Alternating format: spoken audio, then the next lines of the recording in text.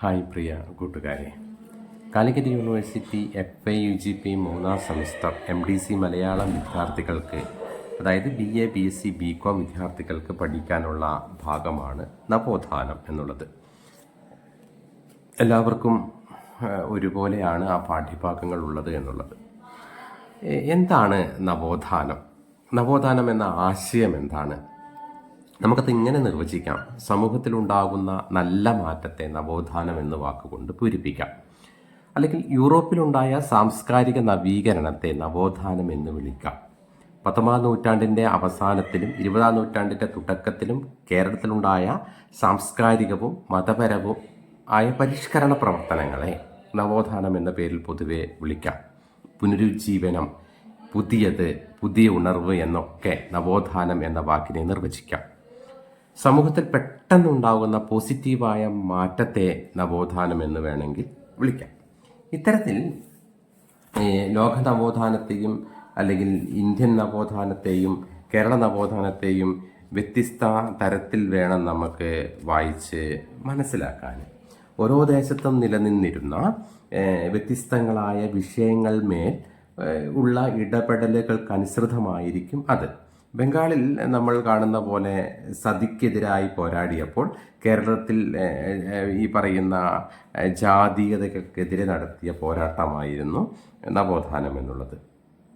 അതായത് റോമ സാമ്രാജ്യത്തിൻ്റെ പതനത്തിന് ശേഷമുള്ള കാലത്തെ, അതായത് മധ്യകാലഘട്ടത്തിലെ 5ാം നൂറ്റാണ്ട് മുതൽ 15ാം നൂറ്റാണ്ട് വരെയുള്ള കാലത്തെ യൂറോപ്യൻ ചരിത്രകാരന്മാർ ഇരുണ്ട കാലഘട്ടം എന്നാണ് വിളിച്ചിരുന്നത്.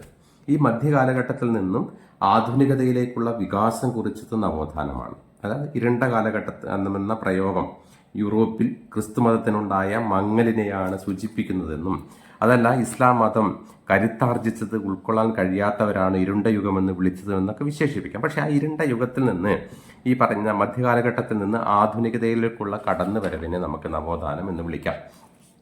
മധ്യകാലഘട്ടത്തിൽ സാംസ്കാരികപരമായിട്ടുള്ള മന്ദതയെ മറികടക്കാൻ പ്രാചീന കാലഘട്ടത്തിലെ ഗ്രീക്ക്, റോമൻ, ക്ലാസിക്കൽ ആശയങ്ങളെയും നേട്ടങ്ങളിലെയും പുനരുജ്ജീവിപ്പിക്കാനുള്ള ശ്രമങ്ങൾ നടന്നു. അത് കലയിൽ വന്നു വലിയ മാറ്റങ്ങൾ, സാഹിത്യത്തിൽ വന്നു വലിയ മാറ്റങ്ങൾ, തത്വചിന്തയിൽ വലിയ മാറ്റങ്ങൾ വന്നു, ശാസ്ത്രത്തിൽ വലിയ മാറ്റങ്ങൾ വന്നു, രാഷ്ട്രീയത്തിൽ തുടങ്ങിയ എല്ലാ മേഖലകളിലും സാമൂഹിക ഇടകളിലും ഇടപെട്ട് വലിയ മാറ്റത്തിന് കാരണമായി. അങ്ങനെ ലോക നവോത്ഥാനം എന്നത് ഫ്ലോറൻസ് റിപ്പബ്ലിക്കിൽ ആരംഭിച്ച് ഇറ്റലിയിൽ പടർന്ന് യൂറോപ്പ് മുഴുവൻ വ്യാപിച്ച നവോത്ഥാനമാണ് എന്നുള്ളതാണ്. ലാറ്റിൻ ഭാഷയിലെ നസി എന്ന ബിബ്രോൺ എന്ന അർത്ഥം വരുന്ന വാക്കിൽ നിന്ന് നസൻഷ്യ എന്ന പദവും, നസൻഷ്യയിൽ നിന്ന് നെയ്സൻസ് എന്ന ഫ്രഞ്ച് പദവും ഉണ്ടായി. കം എഗെയിൻ എന്ന അർത്ഥമുള്ള ഇതിൽ മുന്നിൽ ചേർത്തുകൊണ്ട് റിനൈസൻസ് എന്ന വാക്ക് രൂപം കൊണ്ടു എന്നാണ് പറയുന്നത്. സമകാലിക ജീവിതത്തിൻ്റെ മോശം വശങ്ങളെ മറികടക്കാൻ പൂർവികരുടെ വീക്ഷണങ്ങളിൽ നിന്നും നേട്ടങ്ങളിൽ നിന്നും പ്രചോദനം ഉൾക്കൊള്ളുന്ന പ്രവണതയെ നവോത്ഥാനം എന്ന വാക്ക് പ്രതിഫലിപ്പിക്കുന്നു. എങ്ങനെയാണ് ഈ ഇന്ത്യൻ നവോത്ഥാനത്തിലേക്ക് വന്നത്? ആ ഒരു ഭാഗം കൂടി നമുക്ക് പരിശോധിക്കേണ്ടതുണ്ട്. ഇന്ത്യൻ നവോത്ഥാനത്തിൻ്റെ സ്വാധീനിച്ച വലിയ ഘടകങ്ങൾ എന്നുള്ളത് ജാതി സമ്പ്രദായമാണ്, മറ്റൊന്ന് ശൈശവ വിവാഹമാണ്, സദ്യ പോലുള്ള അനാചാരങ്ങളും വിദ്യാഭ്യാസ വ്യാപനത്തിനായും സാമുദായിക നവീകരണ പ്രവർത്തനങ്ങൾക്കൊക്കെ നടത്തിയ പോരാട്ടങ്ങളെ ഈ ഗണത്തിൽ നമുക്ക് പെടുത്താം. അതിന് ചുക്കാൻ പിടിച്ചതും ഇന്ത്യൻ നവോത്ഥാനത്തിൻ്റെ പിതാവ് എന്നറിയപ്പെടുന്ന രാജാറാം മോഹൻ റോയിയാണ്. ഇന്ത്യൻ നവോത്ഥാനം എന്നത് നിലവിലുള്ള ചിന്താധാരകളെ ചോദ്യം ചെയ്യുകയും പുതിയ പുരോഗമനപരമായിട്ടുള്ള ആശയങ്ങൾക്ക് പ്രാധാന്യം നൽകുകയുമാണ് ചെയ്തിട്ടുള്ളത്. അതോടൊപ്പം സമൂഹത്തിൻ്റെ ഘടനയിലും മൂല്യങ്ങളിലും കാര്യമായ മാറ്റങ്ങൾ വരുത്താൻ, അല്ലെങ്കിൽ സാമൂഹിക മുന്നേറ്റങ്ങൾ വരുത്താൻ നവോത്ഥാനത്തിന് കഴിഞ്ഞു. അറിവ് നേടുകയും പ്രചരിപ്പിക്കുകയും ചെയ്യുന്നത് നവോത്ഥാനത്തിൻ്റെ മുഖ്യ ലക്ഷ്യങ്ങളിലൊന്നാണ്. ഇന്ത്യൻ നവോത്ഥാനത്തെക്കുറിച്ച് പറയുമ്പോൾ രാജാറാം മോഹൻ റോയിൽ തുടങ്ങി സ്വാമി വിവേകാനന്ദൻ, രവീന്ദ്രനാഥ് ടാഗോർ, ശ്രീനാരായണ ഗുരു, അയ്യങ്കാളി, ദയാനന്ദ സരസ്വതി, ജ്യോതിബാല ഫുലെ, സാവിത്രി ഫുലെ എന്നിവരിലൂടെ കടന്നു പോകുന്ന ഒരു വലിയ മേഖലകളാണ് എന്നുള്ള കാര്യം നിങ്ങൾ ഓർത്തു വയ്ക്കുക. അതുവരെ, അല്ലെങ്കിൽ സമൂഹത്തിൽ അതുവരെ ഉണ്ടായിരുന്ന പ്രശ്നങ്ങളെ പരിഹരിച്ചുകൊണ്ട് സമൂലപരമായിട്ടുള്ള മാറ്റങ്ങൾ ഉണ്ടാക്കിക്കൊണ്ട് പുതിയ ഒരു കാൽവയ്പ്പാണ് നവോത്ഥാനം എന്നുള്ളത്. അതിനു വേണ്ടിയിട്ടുള്ള പ്രവർത്തിച്ച മഹാരഥന്മാരെയാണ് നമ്മൾ നവോത്ഥാന നായകരെന്നൊക്കെ വിശേഷിപ്പിക്കുന്നത്.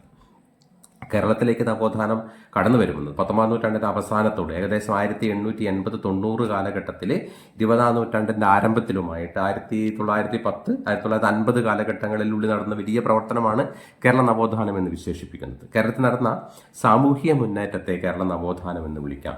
എന്തെന്നാൽ അന്ന് നേരിട്ട ഏറ്റവും വലിയ പ്രശ്നമെന്നത് ജാതി തന്നെയായിരുന്നു. നിലനിന്നിരുന്ന സാമൂഹിക അസമത്വങ്ങളെയും അനാചാരങ്ങളെയും ചോദ്യം ചെയ്യുകയും ഇല്ലാതാക്കുകയുമായിരുന്നു ലക്ഷ്യം. വഴി നടക്കാനും വിദ്യാഭ്യാസം നേടാനും മാറുമറയ്ക്കാനും ഒന്നിച്ച് ഭക്ഷണം കഴിക്കാനും ഒരു കുളത്തിൽ കുളിക്കാനും കഴിയാതിരുന്നൊരു കാലഘട്ടം, അയിത്തമായിരുന്ന കാലഘട്ടം, ഇതൊക്കെയായിരുന്ന സാമൂഹ്യ ചുറ്റുപാടുകളെ പൊളിച്ചെഴുതാൻ വേണ്ടിയിട്ട് ഏകദേശം ഒരു 130 കൊല്ലം മുമ്പ് കേരളം എങ്ങനെയായിരുന്നു എന്ന് ഇന്ന് ചിന്തിക്കേണ്ടിയിരിക്കുന്നു. ഇന്ന് എങ്ങനെയെന്ന് ചിന്തിക്കുക. ഇത്തരത്തിൽ നമുക്കിടയിൽ ഇടപെട്ട് നവോത്ഥാനം എന്ന മൂല്യം വലിയ പൊളിച്ചെഴുത്തലാണ് നടത്തിയിട്ടുള്ളത്. ഇത്തരത്തിൽ ജാതി ശ്രേണിയിൽ ഏറ്റവും താഴേക്കിടയിൽ ഉള്ള മനുഷ്യർ അനുഭവിച്ച വ്യത്യസ്തങ്ങളായ വ്യവസ്ഥകൾക്കെതിരെ നടന്ന പോരാട്ടങ്ങളെ കേരളീയ നവോത്ഥാനം എന്ന് പറയാം.